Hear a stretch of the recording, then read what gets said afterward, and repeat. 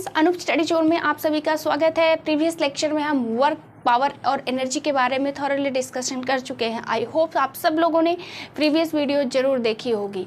तो आज हम लोग न्यू लेक्चर को स्टार्ट करेंगे। न्यू टॉपिक होगा हमारा साउंड, ध्वनि के बारे में बात करेंगे। चैप्टर स्टार्ट करने से पहले आप सभी लोग जो है चैनल को सब्सक्राइब कर लीजिए और अपने दोस्तों के साथ फटाफट चैनल जो है कि शेयर कर लीजिए। तो स्टार्ट करते हैं आज का टॉपिक और बात करेंगे हम साउंड, ध्वनि के बारे में। साउंड, ध्वनि, चलिए स्टार्ट करते हैं। सबसे पहले बात करते हैं भाई हमारा जो साउंड होता है, साउंड होता क्या है। साउंड तो सब लोग ऐसे पूछेंगे तो सब बता देंगे। अगर मैं डेफिनेशन की बात करूं कि डेफिनेशन क्या होती है, साउंड क्या होता है, तो आप क्या कहेंगे कि मैम साउंड जो होती है एक तरीके की हमारी क्या होती है, एनर्जी होती है। और ये एनर्जी हमें किसी भी चीज़ को सुनने में हेल्प करती है, राइट। ठीक है, तो हम क्या कहेंगे कि अगर साउंड के डेफिनेशन की बात करेंगे तो साउंड जो होता है it a form of energy. ठीक है, it's a form of energy which help us in hearing.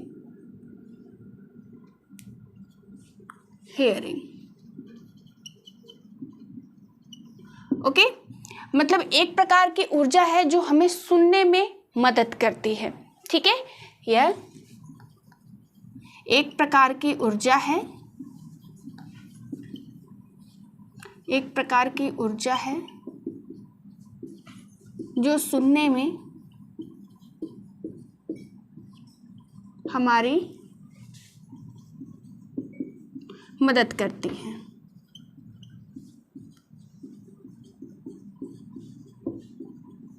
Okay, ठीक है।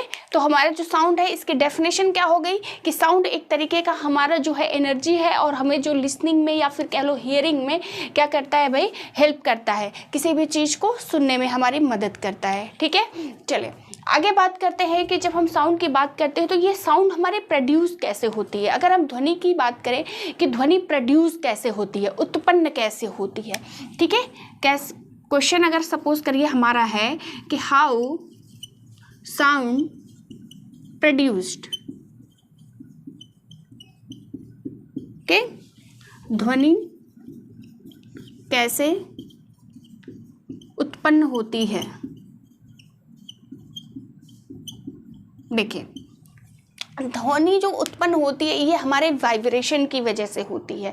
ठीक है, जब अगर हमारे जो है कि जैसे जब हम बात कर रहे हैं, अगर यहाँ पे किसी भी तरीके का वाइब्रेशन नहीं होगा तो फिर वहाँ पे कोई साउंड भी नहीं प्रोड्यूस होगी। तो एक बात आप लोग हमेशा ध्यान रखें कि साउंड प्रोड्यूस होती है due to vibration. Okay, due to vibration. ठीक है, साउंड कैसे प्रोड्यूस होती है, वाइब्रेशन की वजह से। होता क्या है दरअसल, जैसे सपोज कीजिए अगर हम लोग बात कर रहे हैं तो हमारे वोकल कॉर्ड्स में क्या हो रहा होता है, वाइब्रेशन हो रहा होता है। और वाइब्रेशन की वजह से ही क्या हो रहा होता है कि हमारा जो साउंड है वो प्रोड्यूस हो रहा होता है। ठीक है, तो पहली बात साउंड होता क्या है, दूसरी बात साउंड कैसे प्रोड्यूस होता है। तो साउंड हमारा वाइब्रेशन की वजह से ही जो है कि प्रोड्यूस होता है। चलिए आगे हम बात करते हैं कि जो साउंड होता है वो उसकी वेव कैसे होती है, क्योंकि साउंड की भी अपनी वेव होती है। ठीक है, साउंड की वेव कैसी होती है, तो लॉन्गिट्यूडिनल वेव होती है। ठीक है, चलिए आगे हम बात करते हैं साउंड के वेव के बारे में। इसको हम रफ कर देते हैं। आई होप सब लोगों ने इसको जो है कि नोट कर लिया होगा। वेव पढ़ने से पहले एक बात और समझ लीजिए कि जो हमारा साउंड होता है इसको एक माध्यम की ज़रूरत होती है। ठीक है, अगर माध्यम नहीं रहेगा तो हमारी ध्वनि जो है गति नहीं कर पाएगी। ध्वनि को गति करने के लिए एक माध्यम की ज़रूरत होती है। जो साउंड होता है, साउंड नीड्स अ मीडियम। अगर वहाँ पे मीडियम जहाँ नहीं रहेगा वहाँ पे साउंड हमारा ट्रेवल करता ही नहीं है। ठीक है, तो हमें यहाँ पे एक चीज़ और ध्यान रखिए, और क्वेश्चन भी यहाँ से आपका बनता है। ठीक है, क्या sound needs medium, sound needs medium. ध्वनि को माध्यम की जरूरत होती है, माध्यम की जरूरत होती है। Is that clear? ओके तो जब हम बात करते हैं ध्वनि की, तो ये बड़ा इंपॉर्टेंट क्वेश्चन है कि जो साउंड होता है उसको क्या होता है भाई, मीडियम की ज़रूरत होती है, एक माध्यम की ज़रूरत होती है। क्यों? क्योंकि हमने क्या कहा कि जो साउंड होता है, जो ध्वनि होती है, जब उसमें वाइब्रेशन होता है तो वाइब्रेशन के थ्रू ही हमारी जो है साउंड प्रोड्यूस होती है। ठीक है, तो वो वाइब्रेशंस कब होंगे? जब कोई माध्यम प्रेजेंट होगा, जब कोई मीडियम प्रेजेंट होगा, तभी हम कहेंगे कि भाई यहाँ पे वाइब्रेशन होगा, और वाइब्रेशन अगर जहाँ पे है वहाँ पे हमारा साउंड प्रोड्यूस हो रहा होता है। ठीक है, तो ये वाइब्रेशन, अब हमने क्या कहा कि भाई मीडियम, अगर हमें ध्वनि के लिए मीडियम की ज़रूरत होती है तो ऐसी वेव का इस्तेमाल होगा जिसमें हमारा जो है कि मीडियम होती हो, माध्यम प्रेजेंट हो। जैसे एक हमारे कई सारे डिफरेंट टाइप्स के वेव्स होते हैं, लॉन्गिट्यूडनल, ट्रांसवर्स, है ना, लेकिन हमें जो है कि ध्वनि के लिए किसकी ज़रूरत होती है? लॉन्गिट्यूडिनल के लिए होती है। क्यों? लॉन्गिट्यूडिनल वेव्स जो होती हैं वो क्या होती हैं भाई, जिन्हें मीडियम की ज़रूरत होती है, माध्यम की ज़रूरत होती है। वहीं अगर हम ट्रांसवर्स की बात करते हैं कि जो हमारा ट्रांसवर्स वेव होता है उसमें किसी भी तरीके की माध्यम की ज़रूरत नहीं होती है। तो आप सोचिए, अगर माध्यम की ज़रूरत ही नहीं है ट्रांसवर्स को, तो क्या वो ध्वनि जो है कि साउंड के लिए सुटेबल हो सकता है? वो वेव बिल्कुल नहीं हो सकता है। क्यों? क्योंकि हमने बात कर ली है कि हमें जो ध्वनि होती है उसको मीडियम की ज़रूरत होती है, और जो हमारा ट्रांसवर्स वेव होता है उसमें मीडियम नहीं चाहिए होता है। तो इसका मतलब है कि साउंड के लिए, ध्वनि के लिए जो ट्रांसवर्स वेव होती है वो सुटेबल नहीं है। कौन सी सुटेबल है? तो लॉन्गिट्यूडिनल वेव जो होती है वो सुटेबल होता है। ठीक है, तो चलिए आइए बात कर लेते हैं हम लॉन्गिट्यूडिनल वेव के बारे में। ये बहुत ही इंपॉर्टेंट है। तो पहली बात देखिए, क्वेश्चन आपका यहाँ से बनता है कि जो साउंड वेव होती है वो कौन सी होती है, ट्रांसवर्स होती है या लॉन्गिट्यूडिनल वेव होती है? तो आप कहेंगे कि जो हमारी साउंड होती है, साउंड की जो वेव होती है वो लॉन्गिट्यूडिनल वेव होता है। ठीक है, चलिए तो हम लोग नेक्स्ट डिस्कस करते हैं लॉन्गिट्यूडिनल वेव। लॉन्गिट्यूडिनल वेव, इसके बारे में डिस्कस करते हैं। ठीक है, लॉन्गिट्यूडिनल वेव। ठीक है, लॉन्गिट्यूडिनल वेव को हिंदी में कहते हैं अनुदैर्घ्य तरंग। अनुदैर्घ्य तरंग। ओके, चलिए पढ़ते हैं इसकी प्रॉपर्टी। क्या प्रॉपर्टीज़ होती हैं लॉन्गिट्यूडिनल वेव की? सबसे पहले प्रॉपर्टी मैंने क्या बताई कि यहाँ पे जो है, जो लॉन्गिट्यूडिनल वेव होता है इसको मीडियम की ज़रूरत होती है। आई बात समझ में? इसीलिए ये साउंड वेव होती है, क्योंकि हमारे साउंड को भी ट्रेवल करने के लिए, गति करने के लिए एक माध्यम की ज़रूरत होती है। ठीक है, तो जो लॉन्गिट्यूडिनल वेव होता है यहाँ पे क्या होता है भाई, कि जिसे लॉन्गिट्यूडिनल वेव होता है, ठीक है, इस नीड्स मीडियम, नीड्स मीडियम। ठीक है, माध्यम की ज़रूरत होती है, माध्यम की ज़रूरत होती है। चलिए, बात क्लियर हो गई आप लोगों को? अब आप लोगों को समझ में आया। ये कन्फ्यूजन एग्जाम में नहीं होना चाहिए कि अगर क्वेश्चन आता है और क्वेश्चन में ऑप्शन देता है कि sound wave is longitudinal wave या ट्रांसवर्स वेव, तो आपको वहाँ पे बिल्कुल भी नहीं सोचना है। क्यों? क्योंकि अगर आप ये समझ चुके हैं कि हमारी जो ध्वनि होती है उसको एक मीडियम की ज़रूरत होती है, माध्यम की ज़रूरत होती है, और हम जानते हैं कि जो हमारा लॉन्गिट्यूडिनल वेव होता है इसमें क्या होता है, मीडियम की ज़रूरत होती है। वहीं अगर मैं ट्रांसवर्स की बात करती हूँ, ठीक है, यहाँ पर अगर मैं ट्रांसवर्स वेव की बात कर दूं, ट्रांसवर्स वेव की बात करूं, ठीक है, no need medium, no need medium. ठीक है, मीडियम की ज़रूरत नहीं होती है, किसी भी माध्यम की ज़रूरत नहीं होती है। तो अगर ट्रांसवर्स वेव, तो साउंड वेव हो ही नहीं सकती, क्योंकि साउंड वेव के लिए सबसे इंपॉर्टेंट कंडीशन है उसको माध्यम की। इसीलिए यहाँ पे जो हमारा साउंड होता है वो ट्रांसवर्स वेव नहीं होता है, हमारा जो साउंड होता है वो कैसा होता है, लॉन्गिट्यूडिनल वेव होता है। तो आई होप आप लोगों को ये बात क्लियर हो गई कि एग्जाम में जब क्वेश्चन आएगा तो कन्फ्यूज़ नहीं होना है कि ट्रांसवर्स या लॉन्गिट्यूडिनल, इनकी प्रॉपर्टी पता रहेगी तो आप लोग आंसर कर लेंगे। लॉन्गिट्यूडिनल को मीडियम की ज़रूरत होती है, राइट, और साउंड को भी ज़रूरत होती है, लेकिन ट्रांसवर्स जो होता है उसमें जो है कि माध्यम नहीं होता। और अगर माध्यम नहीं है तो आप बताइए साउंड वेव हो सकता है? तो नहीं हो सकता है। तो आई होप आप क्लियर हो गया, क्वेश्चन गलत नहीं होगा। आगे बढ़िए, बात करते हैं हम लोग मीडियम की ही बात किया, जैसे हम लोगों ने कहा भाई कि हमारा जो साउंड वेव होता है उसको मीडियम की ज़रूरत होती है। अगर लॉन्गिट्यूडिनल वेव की ही बात करूँ तो मीडियम की ज़रूरत है, माध्यम की ज़रूरत है। अब एक बात बताइए, क्या सारे माध्यम एक जैसे होते हैं? जी नहीं। हवा एयर है, एयर का माध्यम जो है मीडियम अलग होता है, वाटर में आपका अलग होगा। तो इसके साथ ही साथ जो आपकी ध्वनि होती है, ठीक है, जो साउंड होती है, इसकी स्पीड भी अलग अलग माध्यम में अलग अलग होती है। आई बात समझ में? तो नेक्स्ट टॉपिक डाल लीजिए, फिर हम लॉन्गिट्यूडिनल वेव को डिटेल में डिस्कस करते हैं, लेकिन पहले हम जो है मीडियम की बात कर लेते हैं। ठीक है, तो जो ध्वनि होती है, पहली बात उसको माध्यम की ज़रूरत होती है। आई बात समझ में? और माध्यम की ज़रूरत है। और एक चीज़ और ध्यान रखिए कि जब भी जो मीडियम होता है वो अलग अलग मीडियम में जो है स्पीड जो होती है ध्वनि की वो अलग होती है। ठीक है, चलिए बात करते हैं sound travels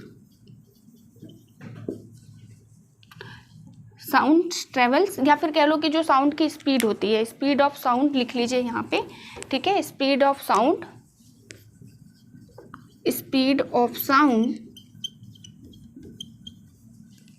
different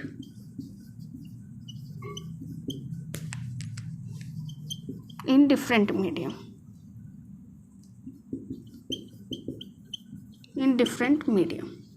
is that clear? ठीक है, मतलब क्या होता है, ध्वनि की चाल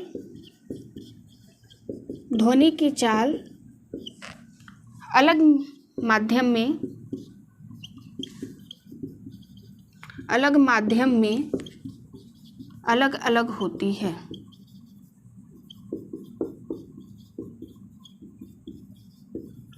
ओके, ठीक है भाई। हमारी जो ध्वनि की चाल होती है, जैसे जैसे माध्यम बदलता है, मीडियम बदलता है, तो स्पीड जो होती है, जो चाल होती है ध्वनि की, वो भी बदलती है। एग्जाम्पल के लिए हम बात करेंगे, एग्जाम्पल के लिए बात करिए, अगर हम एयर की बात करते हैं, हवा की बात करते हैं। ठीक है, हवा में आप क्या देखेंगे कि 332 मीटर पर सेकेंड होती है। कितनी होती है? 332 मीटर पर सेकेंड। Is that clear? ये तो एयर की हो गई। अगर हम हवा की बात करते हैं तब अगला बात करिए, अगर हम वाटर की बात करते हैं, पानी में जो हमारी ध्वनि होती है उसकी चाल कितनी हो जाती है? अगर हम वाटर की बात करते हैं, पानी की बात करते हैं, तो इसमें हो जाएगी आपकी 1493 मीटर पर second. Is that clear? Next अगर मैं बात करूं आप लोगों से, तीसरी आयरन का मतलब मेटल में क्या होता है?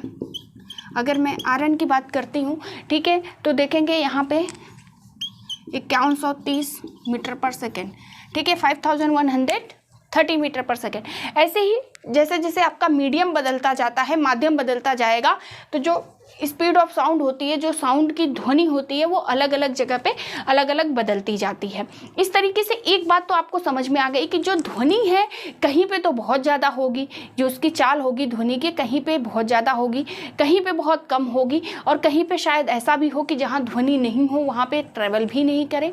ठीक है, आगे डिस्कशन कर रहे हैं हम लोग। ठीक है, चलिए, तो बात क्या करी हमने स्पीड ऑफ साउंड की कि डिफरेंट मीडियम में डिफरेंट होती है। ठीक है, अलग अलग माध्यम में अलग होती है। तो देखिए, अब एक चीज़ यहाँ से आप नोटिस करिए, अगर मैं बात करूँगी, अगर मैं आपसे इन तीनों दी हुई कंडीशंस में पूछूं कि सबसे ज़्यादा स्पीड कहाँ पे है, तो आप कहेंगे आयरन में, मेटल में, ठीक है, उसके बाद आपका पानी में, और फिर एयर में। ठीक है, क्योंकि एयर में आपके देखेंगे कि 332 मीटर पर सेकेंड, मतलब काफ़ी कम है इन दोनों के कंपैरिजन में, राइट। तो जब माध्यम में बदल रही है तो इसका मतलब ये भी तो हुआ कि हमारी जो ध्वनि होती है किस माध्यम में सबसे ज़्यादा ट्रैवल करती है। एक क्वेश्चन आपके एग्जाम में आता है कि अगर जो साउंड होता है, साउंड किस मीडियम में सबसे ज़्यादा ट्रैवल करता है, ठोस, लिक्विड, गैस या फिर किसी में भी नहीं। ठीक है, तो बताइए, अब इस कंडीशन से जो मैंने आप लोगों को बताई, आप लोग खुद अपना दिमाग लगाइए, समझिए कि जो स्पीड होती है ध्वनि की, वो कहाँ पे ज़्यादा होगी। चलिए, अगला क्वेश्चन यही है, क्वेश्चन यहाँ से आपका बनता है, इसको हम लोग थोड़ा सा रुक के डिस्कस करते हैं भाई, लॉन्गिट्यूडिनल वेव को। हाँ, चलिए, हमने क्या कहा कि स्पीड ऑफ साउंड डिफरेंट होती है। ठीक है, तो एक चीज़ ध्यान रखिए कि जो हमारा स्पीड ऑफ साउंड होता है, speed of sound maximum in solid, ठीक है, सॉलिड मतलब ठोस में ध्वनि की चाल सबसे ज्यादा होती है। ओके, आई बात समझ में? जो सॉलिड होता है उसमें सबसे मैक्सिमम होती है, तो इसको अरेंज करने के लिए भी आता है। ठीक है, क्वेश्चन आपका ये अरेंज करने के लिए भी आता है कि जो ध्वनि होती है उसकी चाल हमारी कहाँ पे मैक्सिमम है और कहाँ पे जो है कि न्यूनतम है, या फिर कह लो कि कहाँ पे हमारी ध्वनि जो है ट्रेवल नहीं करती है। चलिए, तो हमने क्या कहा, जो स्पीड ऑफ साउंड होता है वो मैक्सिमम किस में है, सॉलिड में, मतलब जो ठोस पदार्थ होते हैं उसमें सबसे ज़्यादा होती है। इसके बाद अगर इसको अरेंज करने आए तो एक चीज़ हमेशा ध्यान रखिए भाई कि जो स्पीड ऑफ साउंड होती है सबसे ज़्यादा किस में होती है, सॉलिड में, देन लिक्विड में, ठीक है, इसके बाद गैस में, ठीक है, सबसे ज़्यादा ठोस में होती है। जैसे कि हमने बात करी थी मेटल की, मेटल में आयरन में आपने क्या देखा, सबसे ज़्यादा स्पीड थी। ठीक है, फिर हमारा जो है तरल पदार्थ में, एंड देन गैस में। ठीक है, आगे बात समझ में, ये अरेंजमेंट है। अगर इस तरीके से भी क्वेश्चन पूछ ले, या फिर लिक्विड कोई तरल पदार्थ दे दे, कोई गैस दे दे, कोई लिक्विड ठोस दे दे, और आपसे ऑप्शन में दे करके पूछ ले कि किसमें सबसे ज़्यादा स्पीड होगी साउंड की, तो आप कहेंगे कि भाई जो ठोस होगा, मतलब जैसे कि बात करें मेटल की, तो मेटल में सबसे ज़्यादा होगी। इसका एक एग्जाम्पल आप लोगों को मैं बताऊँ कि अगर ट्रेन की पटरी पर देखेंगे आप, ट्रेन आपको दिख भी नहीं रही होती है। ठीक है, जब आप ट्रेन को देख भी नहीं पाते हैं और आप क्या नोटिस करेंगे कि अगर आप पटरी पे कान लगाएं, हालांकि ऐसा कोशिश मत कीजिएगा, this is not a safe, लेकिन अगर आप पटरी पे कान लगा करके सुनेंगे तो आप क्या देखेंगे कि ट्रेन आपको दिख भी नहीं रही है, लेकिन आपको ये फील हो जाएगा कि इस पटरी पे ट्रेन आ रही है। क्यों? क्योंकि उसमें वाइब्रेशन होगा। और मैंने क्या कहा कि जो ठोस होता है, सॉलिड होता है, उसमें बहुत ही तेजी से वाइब्रेशन होता है।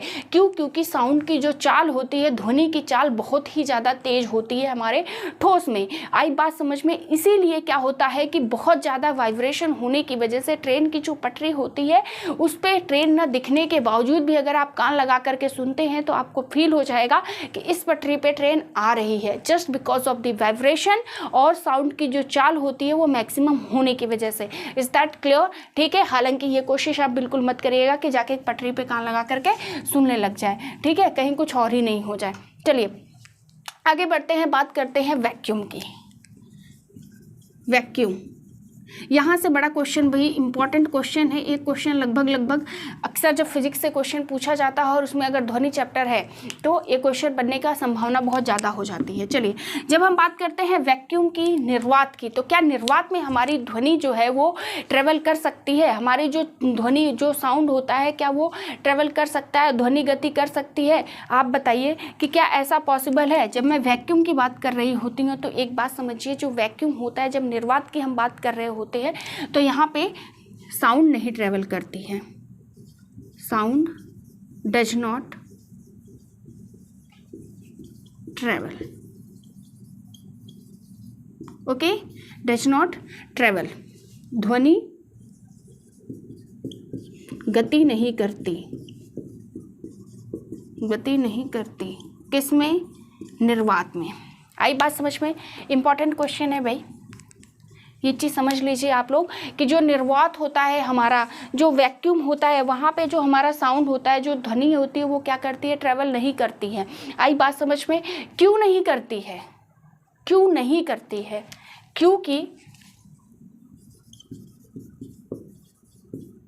क्योंकि निर्वात में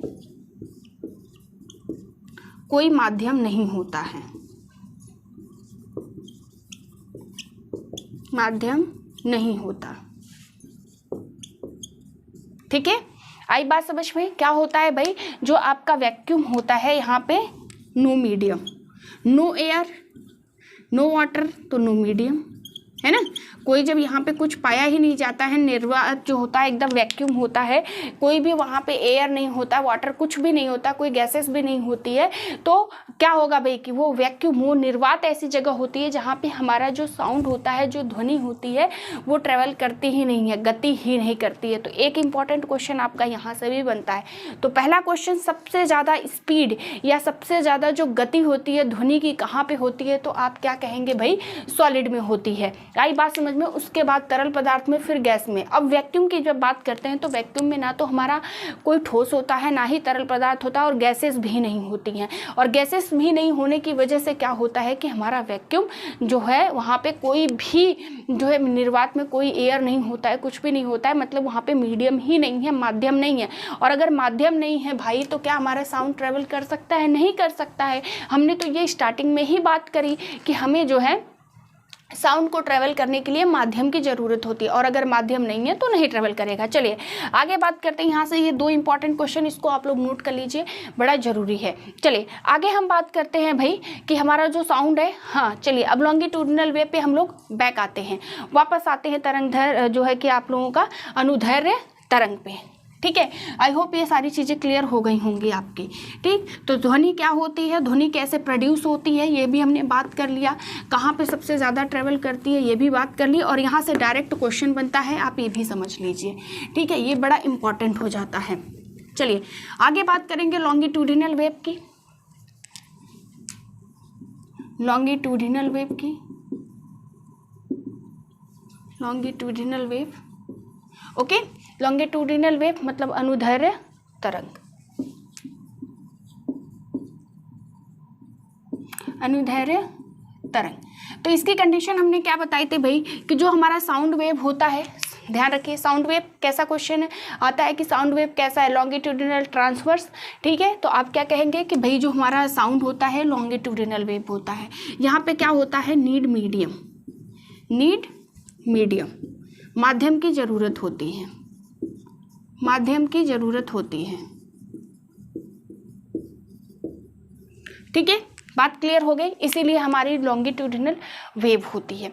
अब लॉन्गिट्यूडिनल वेव होती कैसी है इसके बारे में बात करेंगे।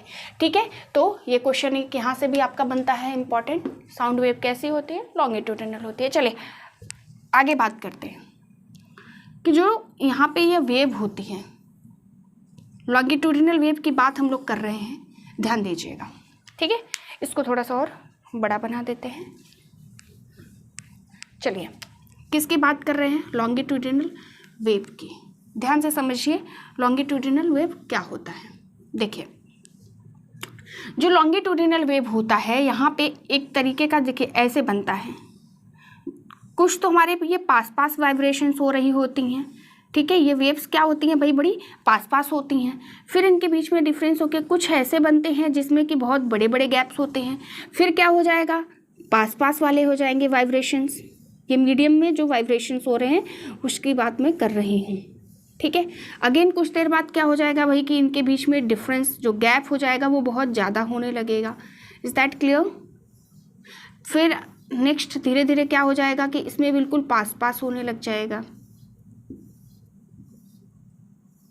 फिर यहाँ पे दूर दूर इस तरीके से होने लग जाएगा। चलिए ये वाइब्रेशंस, ये मीडियम्स हैं एक्चुअली, एक मीडियम से दूसरे मीडियम। चलिए जब हम इसकी बात कर रहे होते हैं, ठीक है, जब इसकी बात कर रहे होते हैं तो समझिए कि ये क्या है, ये क्या है। देखिए जो ये पास पास में है, ठीक है, ऐसी वेव्स जो ये पास पास में, इसको कहते हैं कंप्रेशन।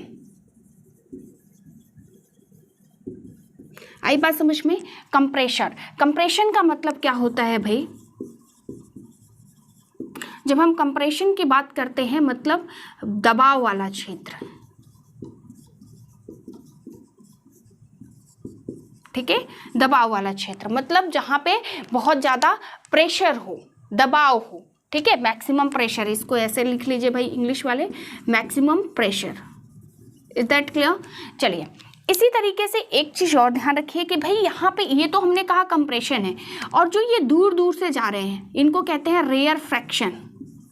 क्या कहते हैं? Rare fraction.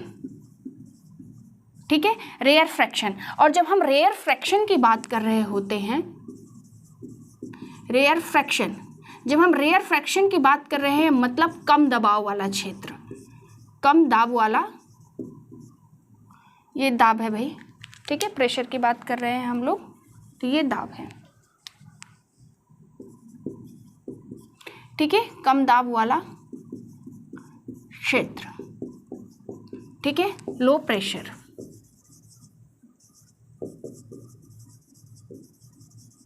Okay, low pressure. तो आप ये समझिए कि जब हम रेयर फ्रैक्शन की बात करें तो अगेन यहाँ पे कंप्रेशन, यहाँ पे rare, again compression, again rare. तो इसी तरीके से जो आपकी लॉन्गिट्यूडिनल वेव होती है, ठीक है, जो लॉन्गिट्यूडिनल वेव होती है वो इसी तरीके से मूव करती है। पहले कंप्रेस्ड होगी, फिर रेयर फ्रैक्शन आएगा, फिर कंप्रेशन आ जाएगा, फिर रेयर फ्रैक्शन आ जाएगा, फिर कंप्रेशन हो गया, फिर रेयर फ्रैक्शन। इसी तरीके से लॉन्गिट्यूडिनल वेव जो होती है वो आपकी मूव कर रही होती है, ठीक है। तो जहाँ पे कंप्रेशन मतलब प्रेशर कम, प्रेशर ज़्यादा, ठीक है, ज़्यादा दबाव वाला क्षेत्र, और जहाँ पे रेयर फ्रैक्शन आ जाएगा वहाँ पे आपका प्रेशर कम हो जाएगा, लो प्रेशर वाला, लो दाब वाला ये क्षेत्र बन जाएगा। इसी तरीके से यहाँ पे मूवमेंट होती है। अब एक चीज़ ध्यान रखिए, बात करते हैं वेवलेंथ की। किसकी? वेवलेंथ, तरंग दैर्घ्य,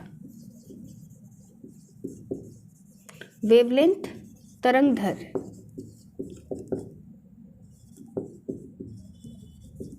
ओके, तरंग दैर्घ्य। देखिए, एक होता है हमारा एम्पलीट्यूड। क्या होता है भाई? एम्पलीट्यूड।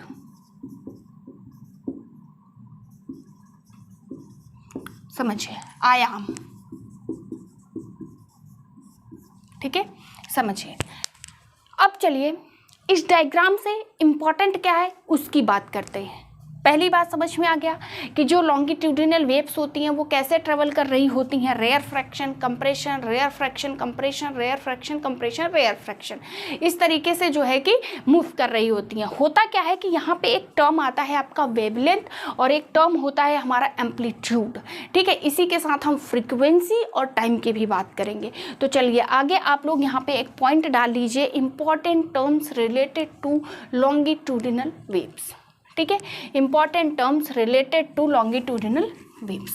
कौन कौन से टर्म्स हैं उसके बारे में भी हम बात करेंगे, ठीक है। चलिए, तो इंपॉर्टेंट टर्म्स जो हमारे रिलेटेड हैं किससे भाई? लॉन्गिट्यूडिनल वेव से। यहाँ पे डाल लीजिए सब लोग एक हेडिंग, इंपॉर्टेंट टर्म्स।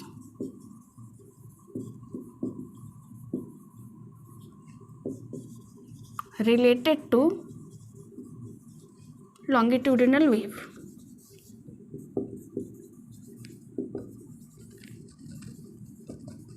ठीक है। चलिए, अनुदैर्घ्य तरंग के कुछ इंपॉर्टेंट टर्म्स। यहाँ पे सबसे पहले हम बात कर लेते हैं वेवलेंथ। किसकी बात करेंगे? वेवलेंथ, तरंग दैर्घ्य, तरंग दैर्घ्य की। चलिए बात करते हैं कि जो हमारा वेवलेंथ होता है, अगर हम इसके डेफिनेशन की बात करें, हालांकि डेफिनेशन नहीं आता है लेकिन कंसेप्ट और क्वेश्चन के लिए आपके को जो है ये टर्म समझने की बहुत ज़्यादा ज़रूरत है। चलिए बात क्या कर रहे हैं हम कि वेवलेंथ क्या होता है, तरंग दैर्घ्य क्या होता है, ठीक है। अब आप बताइए आपको इससे क्या समझ में आ रहा है। हमने क्या कहा था कि जो हमारी लॉन्गिट्यूडिनल वेव है, compression, rarefaction, compression, rarefaction, इस तरीके से मूव कर रही होती है, इस तरीके से मूव कर रही होती है, राइट। देखिए होता क्या है कि जब हम वेवलेंथ की बात कर रहे होते हैं तो वेवलेंथ क्या होती है? डिस्टेंस बिटवीन टू जो है कि टू कंप्रेशन और to rarefaction. Is that clear? मतलब ऐसा नहीं है कि सिर्फ कंप्रेशन के बीच का ही डिस्टेंस होता है, ये रेयर फ्रैक्शन के बीच का भी डिस्टेंस जो कहलाता है वो क्या होगा? वेवलेंथ कहलाएगा। आई बात समझ में? तो हम वेवलेंथ की बात जब कहते हैं, तरंग दैर्घ्य की बात करते हैं, तो हम क्या कहते हैं कि डिस्टेंस बिटवीन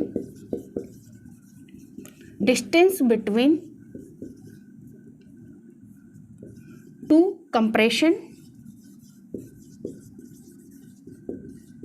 और टू रेयर फ्रैक्शन, ठीक है। आई बात समझ में? मतलब दो कंप्रेशन के बीच में या फिर दो रेयर फ्रैक्शन के बीच में, इन दोनों के बीच की जो दूरी होती है, जो डिस्टेंस होता है, उसे ही हम क्या कहते हैं? वेवलेंथ कहते हैं। आई बात समझ में? तो इन दोनों के बीच में या दो रेयर फ्रैक्शन हो जाए या दो कंप्रेशन हो जाए, इन दोनों के बीच का क्या कहलाता है? ये वेवलेंथ कहलाता है, तरंग दैर्घ्य कहलाता है, ठीक है। हिंदी वाले भी भाई इसको लिख लो कि दो कंप्रेशन के बीच में, कंप्रेशन के बीच में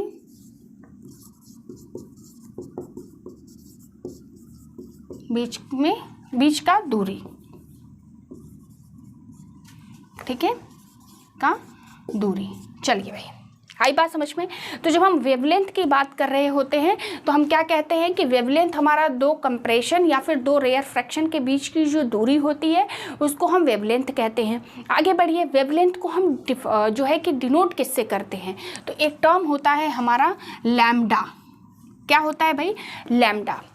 ठीक है, लैम्डा, इसको क्या बोलेंगे? लैम्डा। हिंदी में भी इसको लैम्डा ही कहते हैं भाई।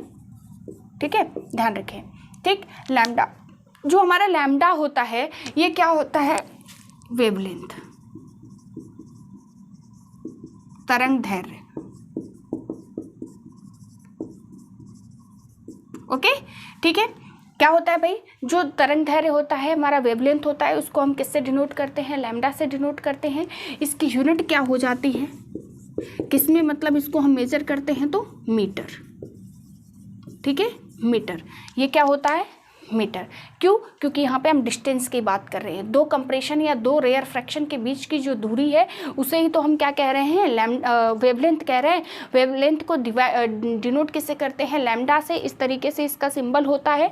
ठीक है, इस तरीके से लैम्डा, एंड यूनिट क्या हो जाती है इसकी? मीटर हो जाती है। ये पूरी बात हो गई आपकी वेवलेंथ की। आगे बढ़िए, बात करते हैं एम्पलीट्यूड की, कि ये एम्पलीट्यूड जो टर्म होता है ये आपका एम्पलीट्यूड टर्म क्या होता है। ठीक है, चलिए नेक्स्ट टर्म हम बात कर रहे हैं भाई एम्पलीट्यूड की।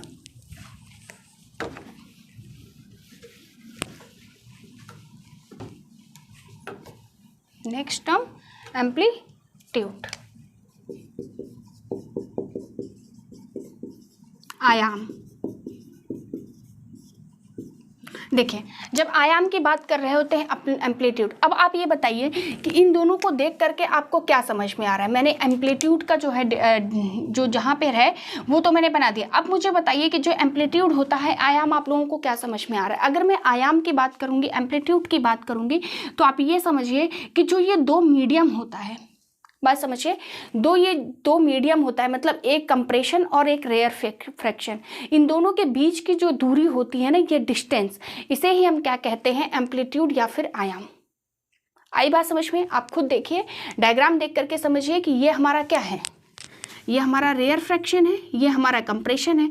इन दोनों के बीच की जो डिस्टेंस होती है, एक तरीके से वर्टिकल डिस्टेंस भी आप इसको कह सकते हैं कि ये वर्टिकल डिस्टेंस हमारी क्या कहलाती है? एम्पलीट्यूड या फिर आयाम कहलाती है। Is that clear? तो distance between two medium of compression और रेयर फ्रैक्शन। ठीक है भाई, बात क्लियर हो गई। ठीक है, एक रेयर फ्रैक्शन और एक कंप्रेशन के बीच की जो ये दूरी होती है उसको हम क्या कह देते हैं? एम्पलीट्यूड कह देते हैं। वहीं अगर वेवलेंथ की बात करते हैं तो दो क्रस्ट या फिर दो रेयर फ्रैक्शन, इन दोनों के बीच की दूरी होती है। और जबकि रेयर फ्रैक्शन और कंप्रेशन के बीच की दूरी, मतलब दो मीडियम के बीच की दूरी क्या कहलाएगी? आपकी आयाम या फिर एम्पलीट्यूड कहलाएगी। Is that clear? ठीक है, चलिए आगे हम लोग बात करते हैं फ्रीक्वेंसी कि फ्रीक्वेंसी जो टर्म है ये हमारा फ्रीक्वेंसी, इसको क्या कहेंगे हम लोग? फ्रीक्वेंसी क्या होती है?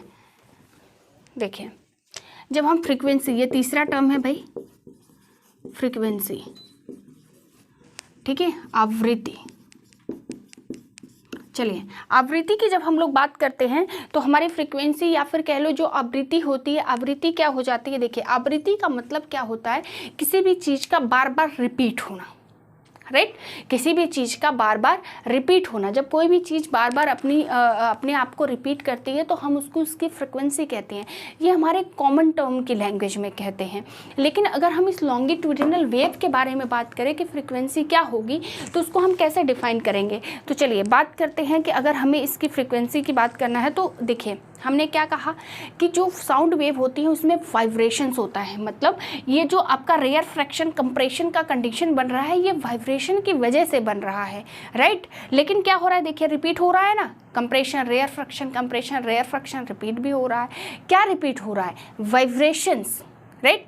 ये वाइब्रेशंस की वजह से ही तो बन रहा है, तभी तो साउंड प्रोड्यूस हो रही है, ठीक है। तो ये क्या हो रहा है, वाइब्रेशन की वजह से। तो हमने क्या कहा कि फ्रीक्वेंसी का मतलब होता है अपने आप को बार बार रिपीट करना, कितनी बार वो अपने आप को दोहरा रही है, यही क्या कहलाता है, उसका जो है कि फ्रीक्वेंसी कहलाती है। तो यहाँ पे क्या रिपीट हो रहा है, यहाँ पे रिपीट हो रहा है आपका वाइब्रेशंस, और वाइब्रेशंस की वजह से ही तो कंप्रेशन रेयरफेक्शन की कंडीशंस बन रही हैं, राइट। तो आप डेफिनेशन क्या कहेंगे कि भाई फ्रीक्वेंसी क्या होती है, तो फ्रीक्वेंसी को आप कहेंगे कि the number of vibrations of particle, ठीक है, the number of vibration of particle vibrates in a second, ठीक है, द नंबर ऑफ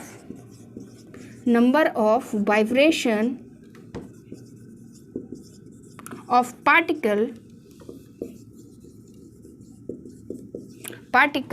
vibrates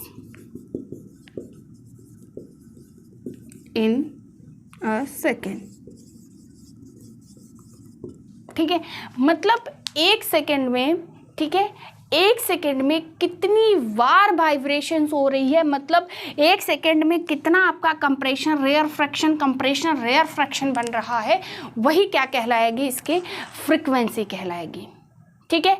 एक सेकेंड में कितना रेयर फ्रैक्शन कंप्रेशन हो रहा है, मतलब एक सेकेंड में कितना वाइब्रेशन हो रहा है, वही हमारा क्या कहलाएगा, फ्रीक्वेंसी ऑफ लॉन्गिट्यूडिनल वेव। आई बात समझ में, मतलब अनुदैर्घ्य तरंग की आवृत्ति क्या कहलाएगी कि कितने नंबर ऑफ पार्टिकल्स उसमें बार बार जो है कि आपके वाइब्रेट हो रहे हैं, और उस वाइब्रेशन की वजह से कंप्रेशन रेयर फ्रैक्शन बन रहा है, ठीक है। चलिए आगे बढ़िए, बात करते हैं भाई कि जो फ्रीक्वेंसी होती है इसको हम डिनोट कैसे करते हैं, ठीक है। नोट करिए सब लोग भाई, जो फ्रीक्वेंसी है उसको डिनोट कैसे करते हैं, ठीक है। तो जब हम फ्रीक्वेंसी की बात कर रहे होते हैं कि फ्रीक्वेंसी हम कैसे डिनोट करते हैं, तो इसको हम इस तरीके से न्यू, इसको कहते हैं न्यू, ठीक है। भी को थोड़ा सा भाई टिल्ट करके बना दो इस तरीके से, ठीक है, टेढ़ा कर दो, तो वो क्या बन जाएगा, आपका न्यू बन जाएगा, ठीक है। और फ्रीक्वेंसी को इसी से डिनोट करते हैं। अब एक चीज़ समझिए, जब हम फ्रीक्वेंसी और वेवलेंथ के बीच में रिलेशनशिप, मतलब न्यू इक्वल टू 1/λ, ठीक है, nu is equal to 1/λ। Lambda किसकी यूनिट थी, वेवलेंथ की, तरंग दैर्घ्य की। न्यू किसकी हो गई, फ्रीक्वेंसी की, आवृत्ति की। Nu is equal to 1/λ। मतलब अगर हम बात करेंगे भाई कि जो हमारी आवृत्ति है और तरंग दैर्घ्य है, इन दोनों में कैसा रिलेशन है, तो आप कहेंगे इन्वर्सली प्रोपोर्शनल रिलेशन है।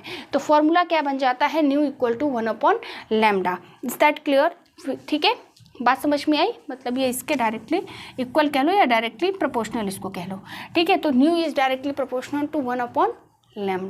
ये क्या है भाई, तरंग दैर्घ्य और आवृत्ति के बीच का आपका रिलेशनशिप, फ्रीक्वेंसी और जो है कि वेवलेंथ के बीच का जो आप रिलेशनशिप है वो क्या है, nu is directly proportional to 1/λ।